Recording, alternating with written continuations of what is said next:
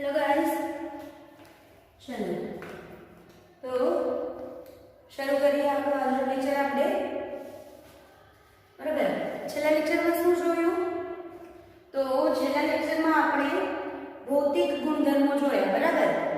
જે આપણા આરડીઆઈ કીટોન છે એના શું જોયા હતા છેલ્લા લેક્ચરમાં આપણે? ભૌતિક ગુણધર્મો કે ભાઈ એ કઈ અવસ્થામાં હશે, ઘન પ્રવાહી કે વાયુ, ઉત્કલન બિંદુ કોના ઊંચા હશે, કોના નીચા હશે, શું કામ ઊંચા હશે, શું કામ નીચા હશે, દ્રાવ્ય સીમા હશે, અદ્રાવ્ય સીમા હશે, આ બધું જોયું હતું. તો ભૌતિક પછી હવે આપણે શું જોવાનું છે આજે? રાસાયણિક ગુણધર્મો, આલ્ડીહાઇડ અને કીટોનના રાસાયણિક ગુણધર્મો.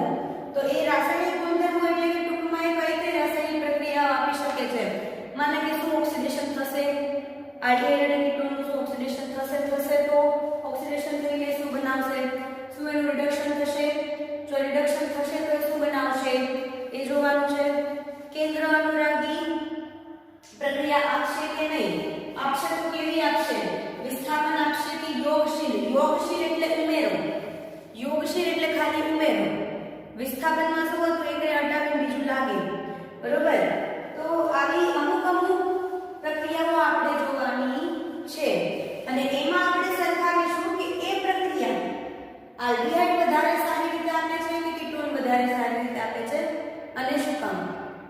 એક વસ્તુ યાદ રાખવાની, દરેક વસ્તુનું શા માટે નો જવાબ હોવો જોઈએ.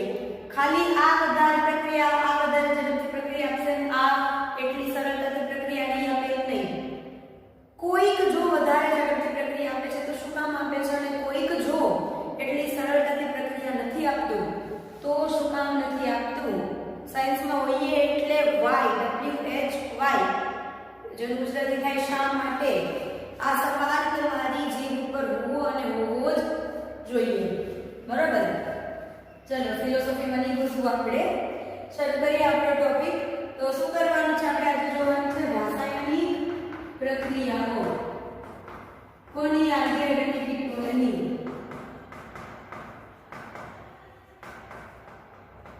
બરોબર. એમાં સૌથી પહેલી જે આપણે જોવાના છીએ એ પહેલી આપણે જોવાના છીએ કેન્દ્ર અનુરાગી યોગશીલ પ્રક્રિયા.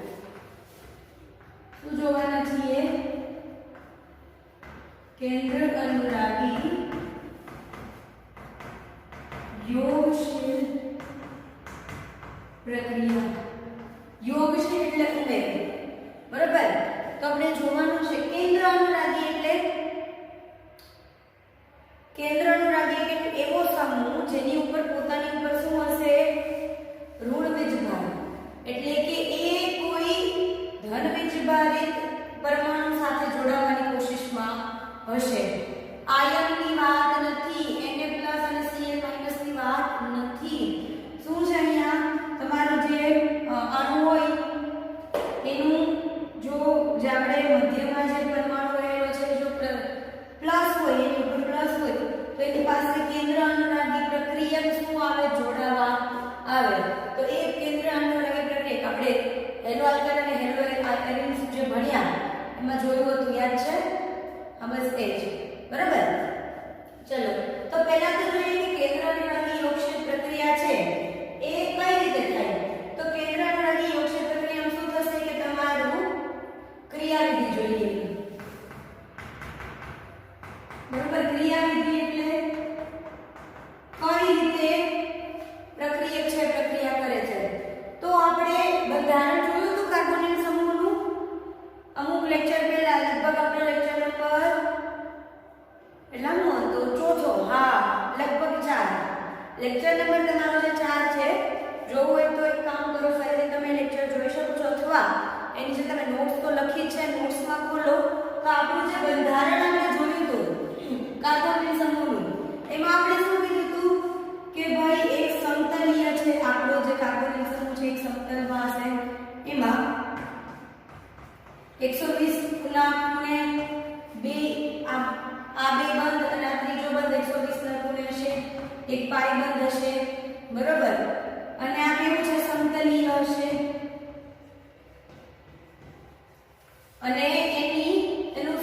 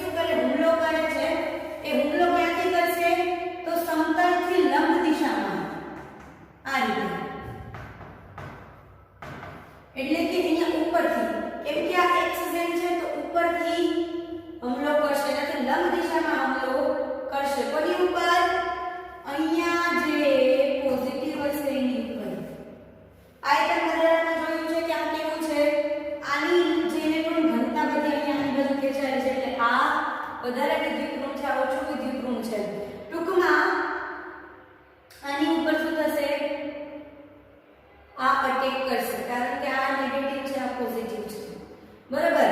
અને જો હુમલો કરશે કે કઈ રીતે કરશે તો લંબ દિશામાં કરશે, બરાબર. તો હુમલો કરશે એટલે આ એક ધીમા તબક્કાની પ્રક્રિયા થશે, ધીમો તબક્કો, બરાબર. આ સ્ટેપ 1 છે, આપણે તબક્કો 1, બરાબર. પહેલા તબક્કાની પ્રક્રિયામાં શું થશે? ધીમી પ્રક્રિયા થશે, કારણ કે આ ડબલ બોન્ડ તૂટશે, દ્વિબંધ તૂટશે અને એના જે બે ઇલેક્ટ્રોન છે ઓક્સિજન લઈને જશે. આની પાસે જે વધારાનો ઇલેક્ટ્રોન છે બે એ પોતાની પાસે રાખશે, આની પાસે રાખશે બંધમાં, બરાબર. ત્યાં બંધ બનાવશે એટલે આ રીતે થશે. આ તમારું સમતલ છે, એમાં અહીંયા કાર્બન, અહીંયા ઓક્સિજન, બરાબર. અહીંયા 90 ના ખૂણે અહીંયા શું જોડાયું? તમારો કેન્દ્ર અનુરાગી પ્રક્રિયક, અને આ જે બે બંધ છે એ કામને મુજબ છે, બરાબર. આમાં એક બહારની બાજુ આવતો હોય અને એક કેવો હોય? અંદરની બાજુ. તો આ કેવું થયું? ચતુષ્ફલકીય થયું. આકાર કેવો થઈ ગયો? અહીંયા જો ત્રિકોણ છે, અહીંયા ત્રિકોણીય સમતલ છે, કારણ કે 3 આમ છે, બરાબર. અહીંયા 120, અહીંયા 120, અહીંયા 120, પણ અહીંયા ચોથું ઉપર જોડાઈ ગયું.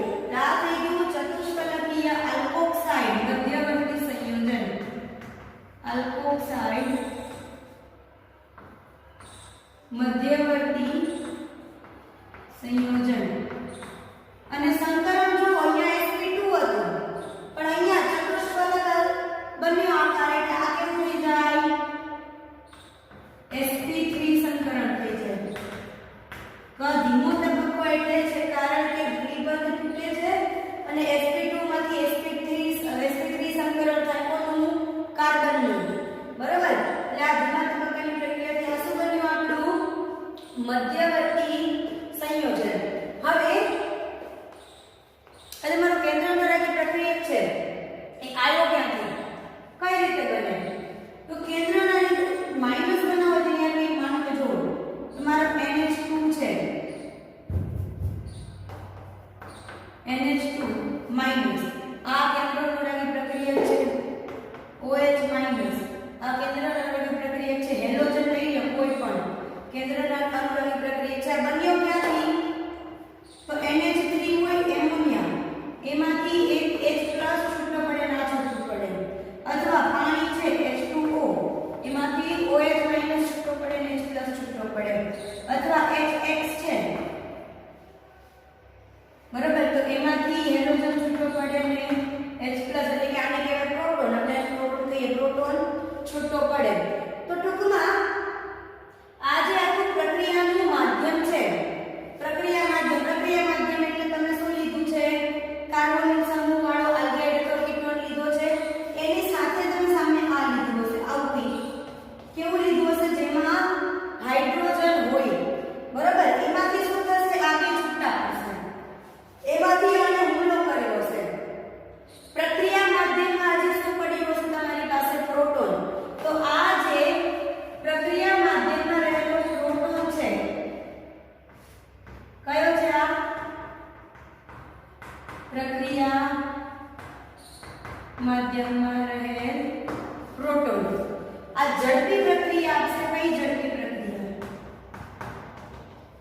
પહેલા તો આની પર માઈનસ હશે, કારણ કે આનો એક બંધ ઘટે છે, ઓક્સિજનની સંયોજકતા 2 હોય, એક સંયોજકતા ઘટે છે હજી, એટલે આની પર શું હશે? માઈનસ હશે, 2 ઇલેક્ટ્રોન આની પાસે એક્સ્ટ્રા હશે, બરાબર.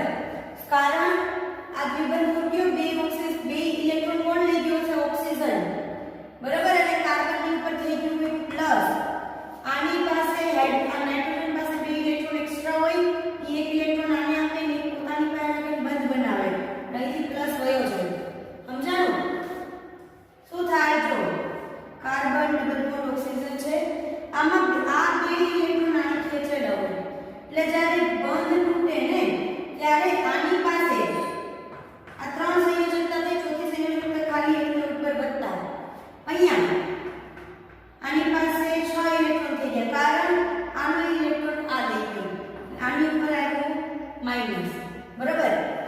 ન્યુક્લિયોફાઇલ જે તમારું હશે ને એની પાસે બે ઇલેક્ટ્રોન એક્સ્ટ્રા હશે, એટલે કે એક ઇલેક્ટ્રોન એ આને આપી દેશે, એક પોતાની પાસે રાખશે અને એનાથી બંધ બનાવશે, એક આને આપી દે, એક પોતાની પાસે રાખે અને બંધ બનાવે, એટલે પ્લસ હટી જાય.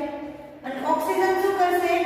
H+ એટલે એની પાસે ઇલેક્ટ્રોન નથી, તો ઓક્સિજન આ બેમાંથી એક ઇલેક્ટ્રોન એને આપી દે, એક પોતે રાખે અને આ બે ઇલેક્ટ્રોનથી બંધ બનાવી દે, એટલે એની પાસે ફરીથી બે જોડી થઈ ગઈ, બે જોડી થઈ ગઈ, બંધ કરેલ ઇલેક્ટ્રોન યુગ્મની. તો આ રીતની પ્રક્રિયા થાય, એટલે અહીંયા શું થાય? આ હાઇડ્રોજન છે ને અહીંયા જોડાઈ જાય, એટલે આ રીતે થઈ જાય. અહીંયા OH, અહીંયા ન્યુક્લિયોફાઇલ, એટલે કે કેન્દ્રનુરાગી પ્રક્રિયા. અને આ તમારી શું થઈ ગઈ? યોગશીલ નિકટ. બરાબર? કેવી? વિદ્યુતીય તટસ્થ. એટલે કે પહેલા શું હતું? જો અહીંયા છે આની પર ઋણ વીજભાર છે, બરાબર? તો આની પર ધન વીજભાર છે. ન્યુક્લિયોફાઇલ નહીં જો આ તમારું કેન્દ્રનુરાગી પ્રક્રિયા નહીં જોડાણું હોય ત્યાં સુધી આની ઉપર ધન વીજભાર હશે, આની ઉપર ઋણ વીજભાર હશે, બરાબર? પણ પછી શું થઈ જાય છે? વિદ્યુતીય રીતે આને તટસ્થ બનાવી દે. શું કામ? કારણ કે આની પાસે એક ધન જોડાઈ ગયું અને આની પાસે એક ઋણ જોડાઈ ગયું, બરાબર? એટલે હવે આના ઇલેક્ટ્રોન જે અહીં ખેંચાતા હતા એ અહીંયા ખેંચાશે, કાર્બનના ઇલેક્ટ્રોન જે અહીં ખેંચાતા હતા એ ક્યાં ખેંચાશે? અહીંયા. એટલે વિદ્યુતીય રીતે આ તટસ્થ તમારી નિકજ બની ગઈ, બરાબર? તો આ થઈ ગઈ તમારી કેન્દ્રનુરાગી યોગશીલ પ્રક્રિયાની ક્રિયાવિધિ. આ શું થઈ? હજી ખાલી ક્રિયાવિધિ થઈ. એટલે આટલું લખેલું. ચલો પછી આગળ બીજું જોઈએ. પોઝ કરી લખજો. લખી લીધી ક્રિયાવિધિ. હવે ક્રિયાવિધિ ખબર પડી ગઈ. ચલો કે ભાઈ આલ્ડિહાઇડ એટલે કીટોનમાંનું જે કાર્બોનિલ સમૂહ છે એ આ રીતે યોગશીલ પ્રક્રિયા આપે છે. પણ આલ્ડિહાઇડ અને કીટોન શું બંને એક સરખી માત્રામાં જે પ્રક્રિયા આપે છે, અથવા બંને એટલી સહેલાઈથી આ પ્રક્રિયા આપે છે, અથવા બંને માટે આ પ્રક્રિયા આપવી અઘરી છે, અથવા બેમાંથી કોઈ એક માટે સહેલી, કોઈ એક માટે અઘરી છે? આ જાણવું છે. ટૂંકમાં આપણે શું જાણવું છે? પ્રક્રિયાત્મકતા. ક્રિયાવિધિ જોઈ, બીજું શું જોઈશું? પ્રક્રિયાત્મકતા. એટલે કે કોણ વધારે સરળતાથી પ્રક્રિયા આપી શકશે, કોણ એટલી સરળતાથી પ્રક્રિયા નહીં આપી શકે, આપણે જોવાનું છે. કોની વાત કરીએ છીએ? કીટોન અને આલ્ડિહાઇડની, બરાબર? તો મોટા ભાગે શું હોય છે? આલ્ડિહાઇડ જે છે એ કીટોન કરતા વધારે સહેલાઈથી, આલ્ડિહાઇડ જે છે એ કીટોન કરતા વધારે પ્રક્રિયાત્મક છે. ખાલી અને ખાલી કેન્દ્રનુરાગી યોગશીલ પ્રક્રિયામાં વાત છે કે કેન્દ્રનુરાગી યોગશીલ પ્રક્રિયા માટે આલ્ડિહાઇડ કીટોન કરતા વધારે પ્રક્રિયાત્મક છે. હવે શું કામ? તેના માટે બે કારણ છે, બરાબર? પહેલું છે એની અવકાશીય અસર. પહેલી શું છે? અવકાશીય અસર. બીજું કારણ જે એનું છે આપણી પાસે એ છે ઇલેક્ટ્રોનીય અસર, બરાબર? બે કારણ એવા છે કે જે કારણથી આલ્ડિહાઇડ કીટોન કરતા વધારે પ્રક્રિયાત્મક કેન્દ્રનુરાગી યોગશીલ પ્રક્રિયા આપે છે. શા માટે? બે કારણ. અવકાશીય અસરના લીધે. આ તમે જો કે બે અસર ભણ્યા છો કે એમાં આપણે ફરીથી વાત કરીએ, બરાબર? અવકાશીય અસરમાં શું થાય? અવકાશીય અસર એટલે કે તમારું જે આખું જે અણુ છે એનું અવકાશમાં ગોઠવણ કઈ રીતે થઈ છે, આખા સંયોજનના દરેક અણુ જે છે અથવા દરેક પરમાણુ છે એની અવકાશમાં રીતે ગોઠવણ થયેલી છે અને એ ગોઠવણ પ્રક્રિયાને કઈ રીતે ઝડપી અથવા તો કઈ રીતે ધીમી બનાવે છે એને આપણે શું કહીએ કે અવકાશીય અસર.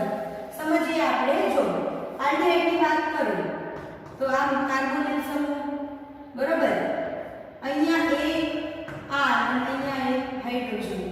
હવે તમારો જે કેન્દ્રનો અનુરાગી પ્રક્રિયા છે શું કરશે? અવકાશમાંથી આમ લંબ રીતે આવશે અહીંયા અટેક કરવા, બરોબર, ઉપરથી આવશે અથવા તો અહીંયા નીચેથી જશે પણ લંબ રીતે જશે. તો હવે શું થાય? અહીંયા ગોઠવાયેલા છે ઓલરેડી સમૂહ, બરોબર, તો આ જે કેન્દ્રનો અનુરાગી પ્રક્રિયા હુમલો કરશે તો અહીંયા જો અહીંથી નીચેથી હુમલો કરે તો શું થાય? આ R છે, R એટલે શું હોય? CH3 હોય આ રીતે, અથવા તો C2H5 હોય તો આમ હોય, ગમે એ હોય તો એ પોતે એક આમ સમૂહ પોતાની જગ્યા રોકતો હશે. આ સમૂહ આટલી જગ્યા રોકે, આ સમૂહ આટલી જગ્યા રોકે, જેમ જેમ કાર્બન વધતા જાય સમૂહ વધતા જગ્યા રોકતા જાય તો આ આરે પોતાની આજુબાજુની અમુક જગ્યા રોકી રાખી હશે, બરોબર. અને જ્યારે આપણો કેન્દ્રનો અનુરાગી પ્રક્રિયા અહીંથી એની ઉપર હુમલો કરવા જાય ત્યારે શું થાય કે આ જે આરે જગ્યા રોકી છે એ આ તોડી મારે. અહીંથી ઉત્તર નહીં જવા દે, અમારી જગ્યા છે, અહીંથી ઉત્તર નહીં જવા દે. એટલે શું થાય કે થોડું એ આર છે ને એ અવરોધ ઊભો કરે. આર શું કરે?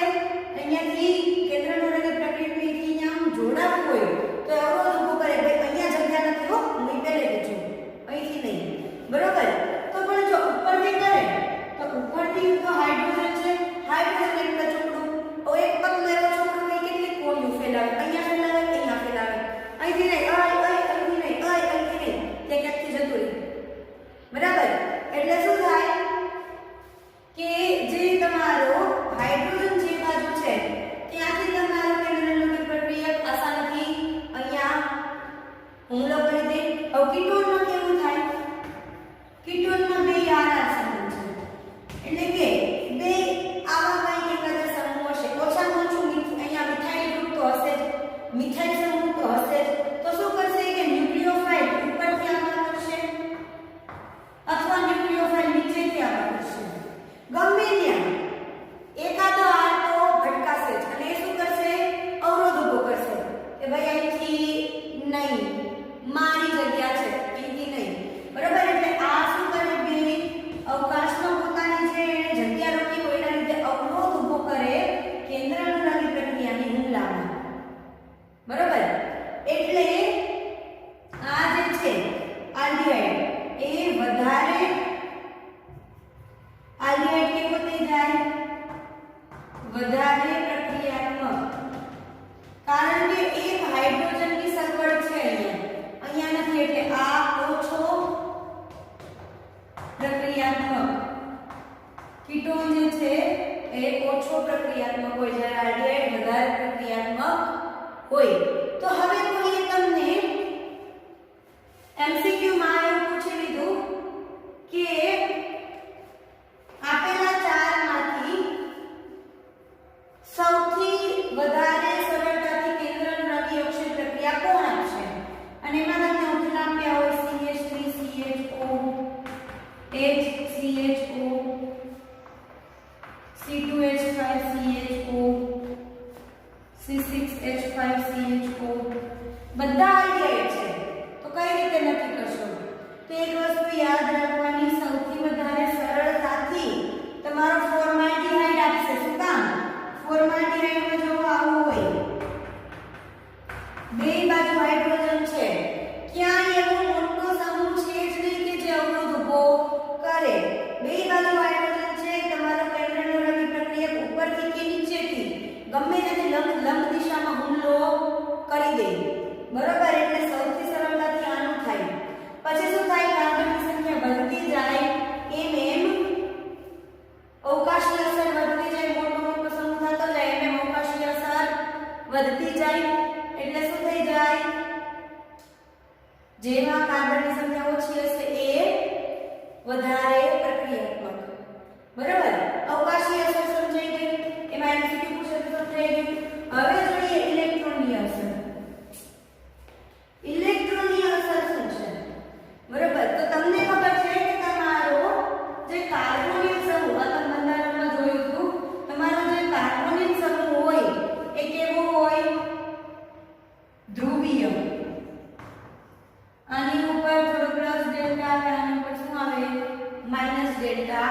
આવે, બરોબર? આ ધ્રુવીય હોય. હવે આલ્ડીહાઇડમાં શું થશે? જો અહીંયા R અહીંયા H. R એટલે એક કાર્બન હોય તમારી પાસે. શું હોય? કાર્બન. તો એ કાર્બનનો જે ઘનતા છે, ઇલેક્ટ્રોનની ઘનતા, એ આ કાર્બન બાજુ ખેંચાશે. ઇલેક્ટ્રોનની ઘનતા જો સમજો, આ કાર્બનની ઇલેક્ટ્રોન ઘનતા કોણે ખેંચી છે? ઓક્સિજન. એટલે આની ઉપર શું આવ્યો છે? આંશિક ધન વીજભાર. પણ અહીંયા એક કાર્બન આવ્યો ને, ઈ કાર્બનનું ઇલેક્ટ્રોનની ઘનતા આપણા જે મધ્યમાં જે કાર્બન છે એ ખેંચે છે. એના લીધે શું થશે? ધ્રુવીય અસર ઘટે. આ જો આ માઈનસ ડેલ્ટા એટલે કે આની પાસે ઇલેક્ટ્રોન ઘનતા આટલી છે, કાર્બન પાસે ઇલેક્ટ્રોન ઘનતા આટલી હતી, એક આ જોડાણ એટલે આટલી થઈ.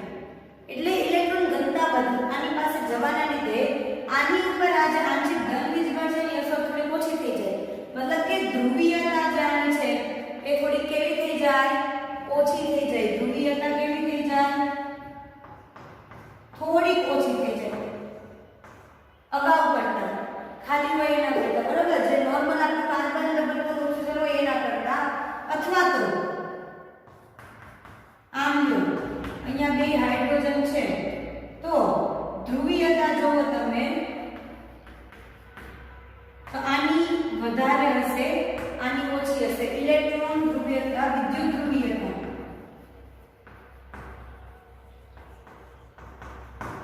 આની ઓછી હશે, આની વધારે હશે, બરોબર? અને સોરી, આની વધારે ને આની ઓછી. અને હજી કીટોનની તમે વાત કરો તો કીટોનમાં શું થઈ જાય? બે આલ્કાઇલ સમૂહ છે તો બે શું કર્યું હશે? બેની ઇલેક્ટ્રોનની ઘનતા આ કાર્બન બાજુ ખેંચાયેલી હશે.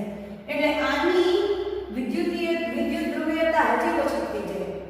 તો આના લીધે ઇલેક્ટ્રોનની અસરને લીધે મતલબ શું થાય? આ જે ધ્રુવીય બંધ હતો, ધ્રુવીય આકર્ષણ હતું, એ થોડું ઓછું થઈ જાય. ધ્રુવીય બંધ ઓછો થઈ જાય એટલે કે અધ્રુવીયતા તરફ જતું જાય.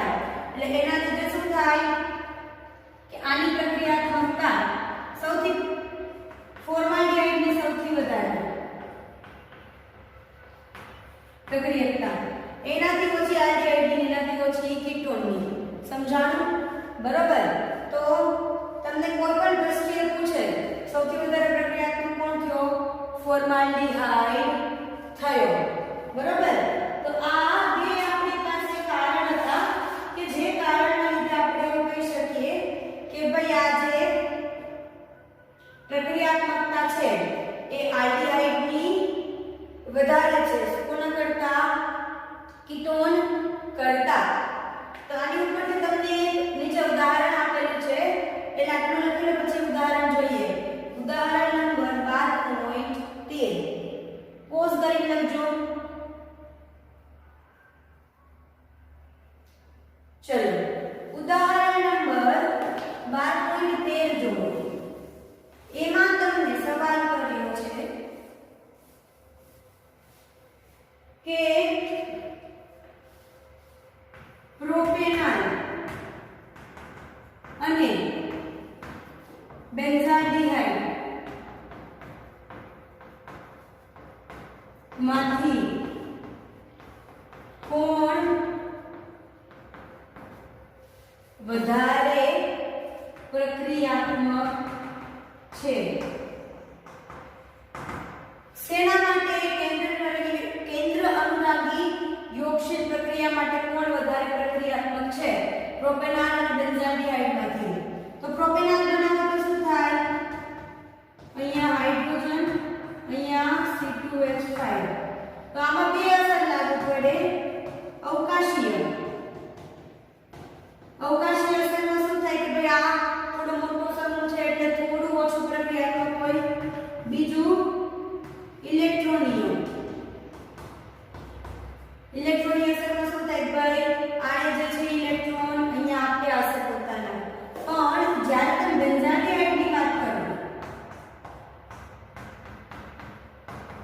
તો પહેલા તો અવકાશી અસરમાં એક આવડો મોટો સમૂહ લાગુ પડ્યો. તો આની સાપેક્ષે આની અવકાશી અસર ઓછી થઈ અને આની અવકાશી અસર વધારે. હું શું કહું છું? સાપેક્ષે આની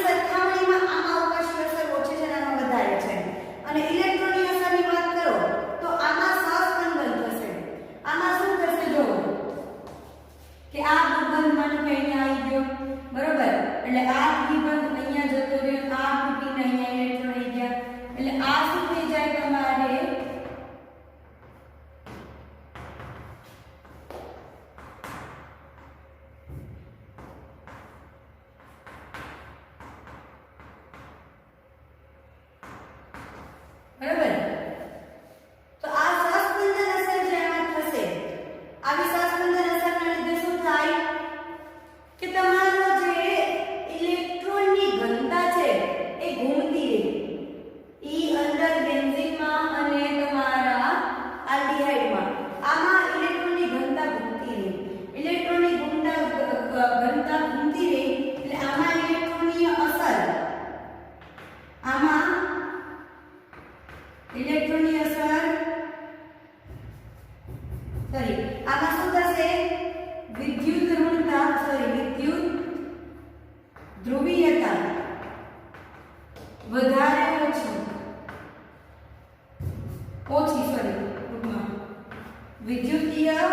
વિદ્યુત ધ્રુવીયતા આની ઓછી અને આમાં વિદ્યુત ધ્રુવીયતા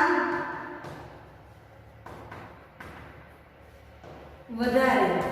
આની સાપેક્ષે કહું છું, આ બેની સરખામણીમાં વિદ્યુત ધ્રુવીયતામાં વધારે છે કારણ કે આમાં તમારી જે ઇલેક્ટ્રોનની ઘનતા છે એ આખામાં ફેલાયેલી નથી અને આમાં સહસ્પંદનના કારણે શું થયું, વિદ્યુતીય ઘનતા ઇલેક્ટ્રોનની જે ઘનતા છે બધી વહેંચાય છે એટલે આમાં શું થશે, બેમાંથી વધારે પ્રક્રિયાત્મક કોણ થયો, પ્રોપેનોલ. આ થયો પ્રોપેનોલ, વધારે પ્રક્રિયાત્મક.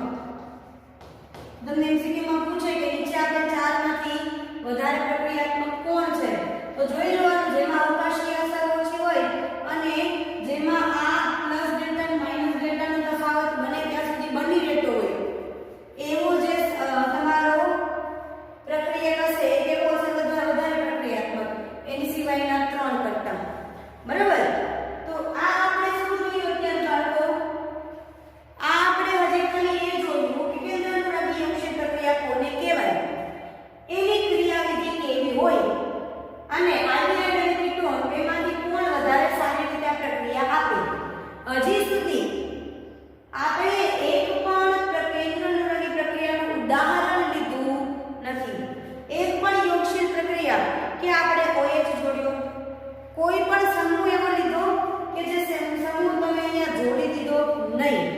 હજી એક પણ આપણે ઉદાહરણ નથી જોયું. આપણે ખાલી ક્રિયાવિધિ જોઈ અને પ્રક્રિયાત્મકતાનું થોડું ડિસ્કશન કર્યું. તો આવતા લેક્ચરમાં આપણે શું જોઈશું કે આ પ્રક્રિયા જોઈ લીધી કે આ રીતે થાય છે. હવે અમુક ઉદાહરણ જોઈશું. જ્યાં જ્યાં કેન્દ્રાનુરાગીમાં આપણે NU એટલે કે ન્યુક્લિયોફાઇલ વાપરીએ છીએ ત્યાં કોઈક ને કોઈક કેન્દ્રાનુરાગી પ્રક્રિયક લઈશું. બરાબર. અને એવા પ્રક્રિયકને વાપરીને આપણે પ્રક્રિયાઓ કરીશું. બરાબર. હોમવર્કમાં તમારે શું કરવાનું છે, જે પણ અત્યારે તમે જોઈજો ને એકવાર લખ્યું છે ફરીથી બીજી વાર તમારી રીતે મોઢે લખવાનું છે. બરાબર. આ તમારું હોમવર્ક. બાકી મળીએ આપણે આપણા આવતા લેક્ચરમાં.